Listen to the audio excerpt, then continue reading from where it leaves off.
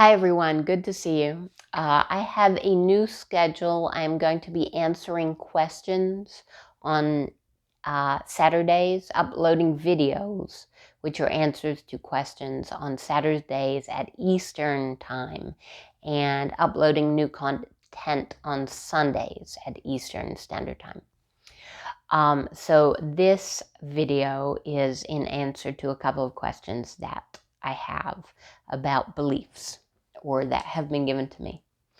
The first one is, how long does it take to manifest experiences? The answer to that is instantly. Everything that you think is created energetically the moment that you have a clear idea of that within your mind, because you are a creator, because your energy is creative, and that is how the universe is set up. A great example of that is I was driving down the street one day thinking about synchronicities and how they work, and how whatever I saw and looked upon and focused on was reflected back to me instantly. And as I was driving down the street, I saw a frog hopping across the car, and I thought, oh, a frog. And the next second I heard on the radio, you are listening to Froggy 106.8 or whatever it is. Now, I've never ever heard of that station before and have not heard of it since. But apparently it was there for me then at that moment when I was thinking about synchronicity. So really, instantly is the answer. You think it, and that is the same as having created the experience, because that is how powerful your energy and your thoughts really are.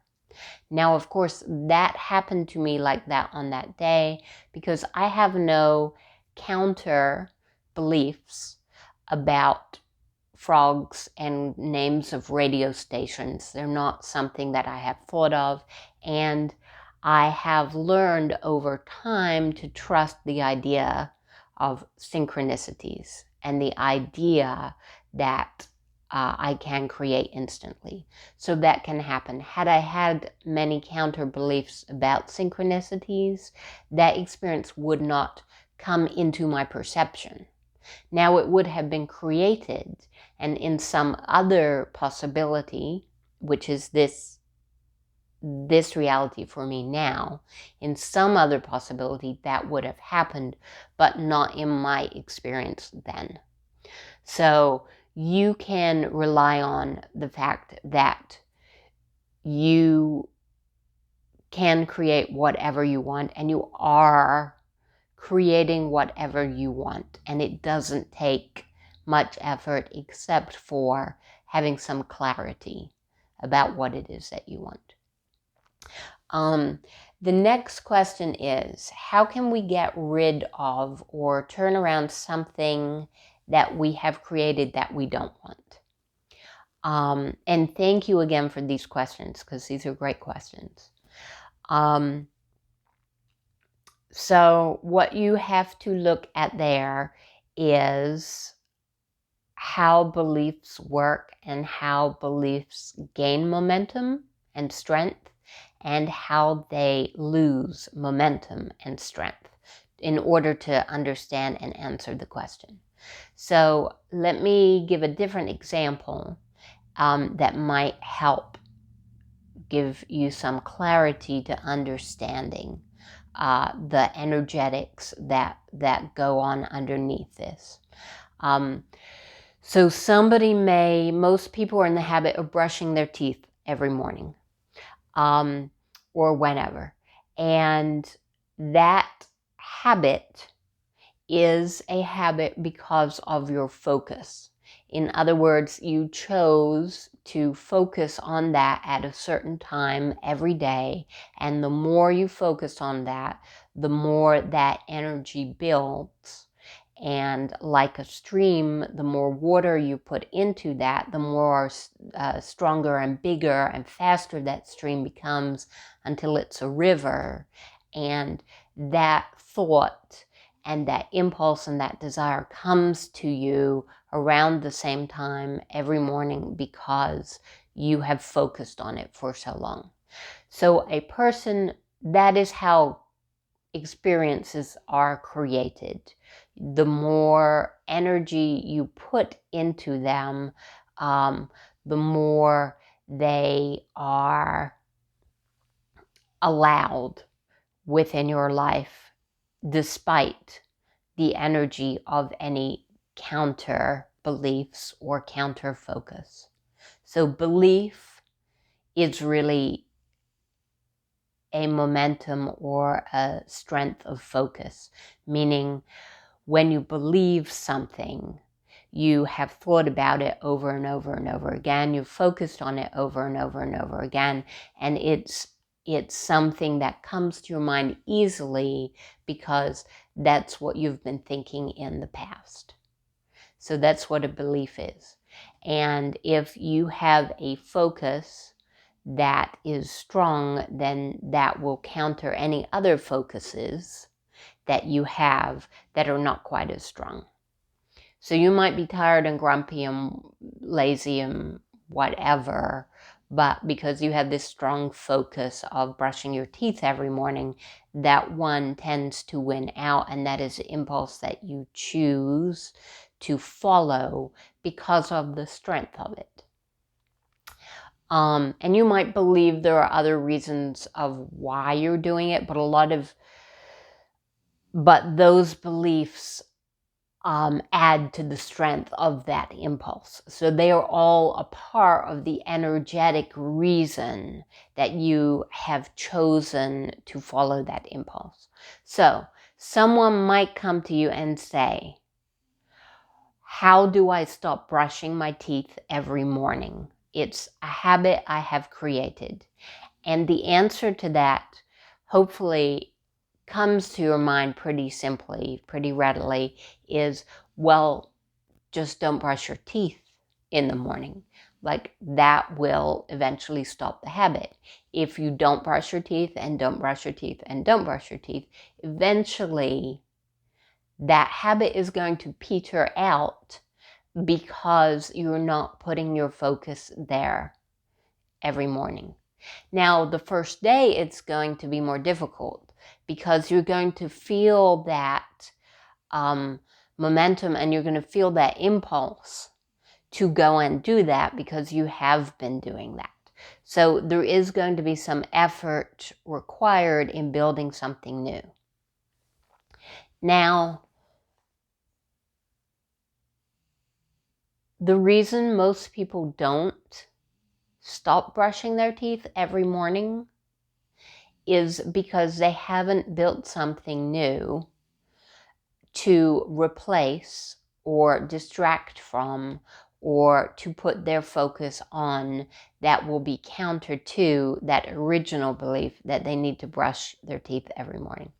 I'm not advocating you don't brush your teeth. I'm just using this as an example. So unless you have some particular reason not to do it, you're not going to do it. And if you wanted that, you would have to build momentum in that way. You might decide, I don't know, brushing your teeth gives you cancer or whatever. And if you focus on that idea more and more and more and more, eventually it's going to lead you away from the action of brushing your teeth every morning. But there has to be some reason or some new creation that you're going to put in its place if this has been particularly strong. So, how can we get rid of or turn around something that we have created? You can't really get rid of things in the world of energy. When you have created it, it exists. And it's going to exist for a little while because it's in your landscape. What you can do is turn your attention away from it. And the easiest way to do that is to turn your attention to something else that you find more impelling. And as you do that, if you continue to leave alone that thing that you don't want, eventually the focus and habit of focus towards it is going to peter out, and it's not going to exist anymore after a period of time. Meaning, when I say it's not going to exist anymore, what I mean is that you will have moved your perception away from that reality enough so that you no longer see it in your reality. Because you have put other things into your reality and you're looking at them instead. Our perception of our worlds is a lot like a telescope. If you think of a telescope, let's say you are sailing on a boat and you come across an island and you look through your telescope at that island. There's a lot of things that could be on that island. But when you look through your telescope, you can only see a little bit at a time, and that's a lot like the mind. The mind can only hold so many thoughts at a time. So anytime you think of something, you're focusing on it, and you're making it bigger in your reality. So like a telescope, when you turn the dial, whatever you're looking at will get bigger. And you may be looking through this telescope and seeing a rhinoceros, and you may say to yourself, or you may be looking at a herd of rhinoceroses, and you may say to yourself, the only thing on this island is rhinoceroses. And the more that you think that, the more that you're turning that dial and focusing in on that. And that's all you can see. So it doesn't mean there aren't other things there. It doesn't mean there aren't other things to look at. There's a whole lot to look at on that island. And you can turn your telescope away and look at something else. And the way that reality is set up and the worlds that we live in, the world that you live in, is made up of what you're choosing to look at. The world someone else is living in is very, very different from your world, because that's made up of what they are choosing to look at. And they might be your neighbor. They might be your neighbor that hates this city and thinks it's dirty and full of, grumpy people. And you might be living close to them and be thinking this city is wonderful and clean and full of happy people. Because you each are in control of what you focus upon. So you can see anything that you want in the world around you. And so if there are things in the world around you that you don't like, then find something else that you do like and focus on that. A great example is when I have been focusing on losing weight. For a while, I focused a lot on food, which is what most people try to do when they lose weight. They focus on eating less food.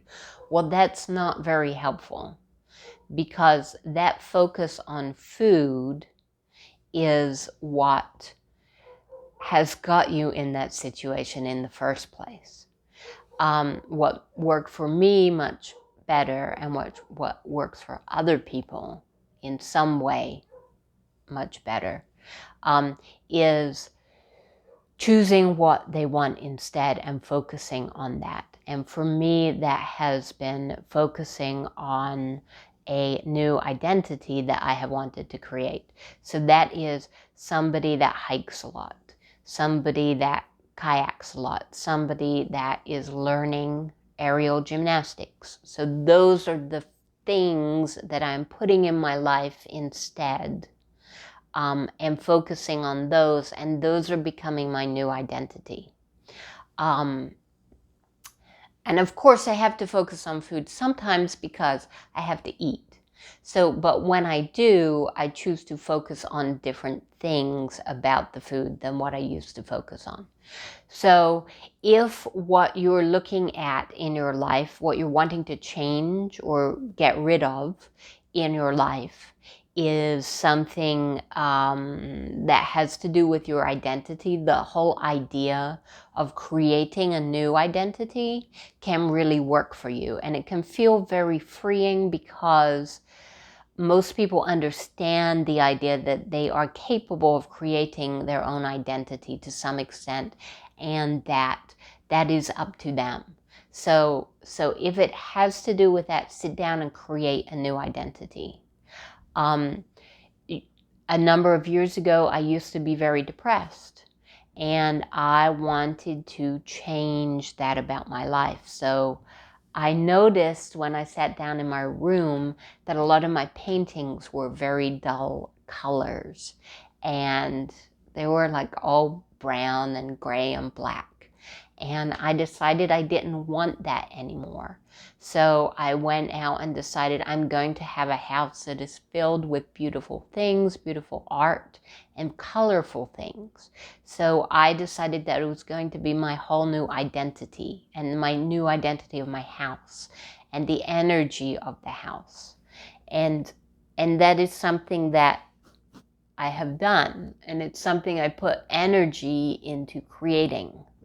I did not sit and think about getting rid of depression because it wouldn't have worked very well.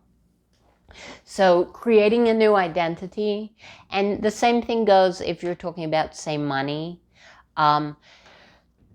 That goes into identity. Most people have an identity of themselves as a poor person, or as someone just struggling to get by, or someone that doesn't have quite enough.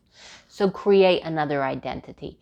And you might not have the things that you think that you need yet to have that identity, but you're going to have to find a way to talk yourself into the idea that you have those things. So instead of focusing on what you don't have, create thoughts and patterns of belief that focus on what you do have.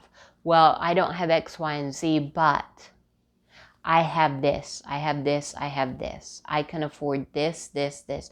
I can afford to pay my bills. I can afford to buy food. I can afford to do this, this, and this. There are plenty of people in the world that cannot afford these things. In comparison, there is a huge amount that I have in my life. If you keep focusing on those things, on those feelings, I have these things, then more of whatever you're focusing on will come into your life. And if you're focusing on the idea, I have enough, I can get what I want, then more of that will come into your life. You will get more of what you want, and you'll have more than enough. So this question also follows from what we've been talking about. Do we visualize what we want, or do we ignore it and think of something better? For instance, The Golden Key by Emmett Fox. And from what I can figure out, The Golden Key has something to do with thinking about God and the concept of love and the concept of peace, and bringing yourself to a place of happiness and peace. And the answer is both things can work. However, if you cannot bring yourself to that place, genuinely, energetically move yourself to that place of peace, then trying to force it to happen will not work for you, because it will make you irritated, and it will make you more angry that you don't have what you want.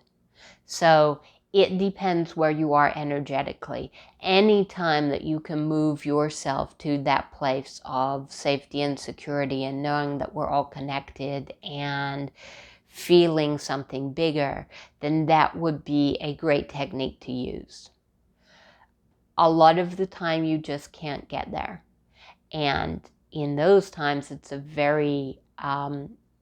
not a very good technique to use. In those times, just look for anything that will make you feel better, because that's what it's all about. It's gently changing your energy in a direct direction that it will go.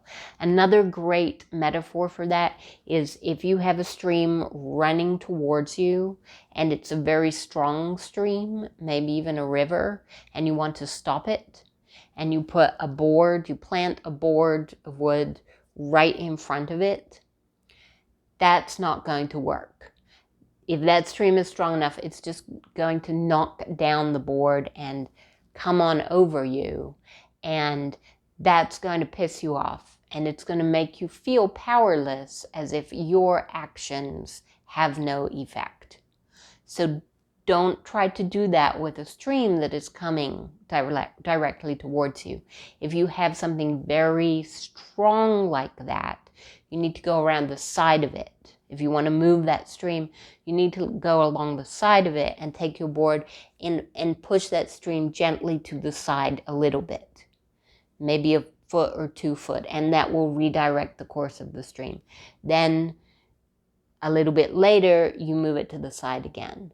And as the stream cuts a new path in the dirt, in the terrain of the world, in the energetic terrain, then you can keep moving that stream away from you. So that is supposed to represent the movement of energy, of thought. Don't go directly at something which you don't have the capacity to move. Move it gently and slowly. That is all for now. I hope that this is useful to you. If you have any more questions, please put them below. And thank you for being here.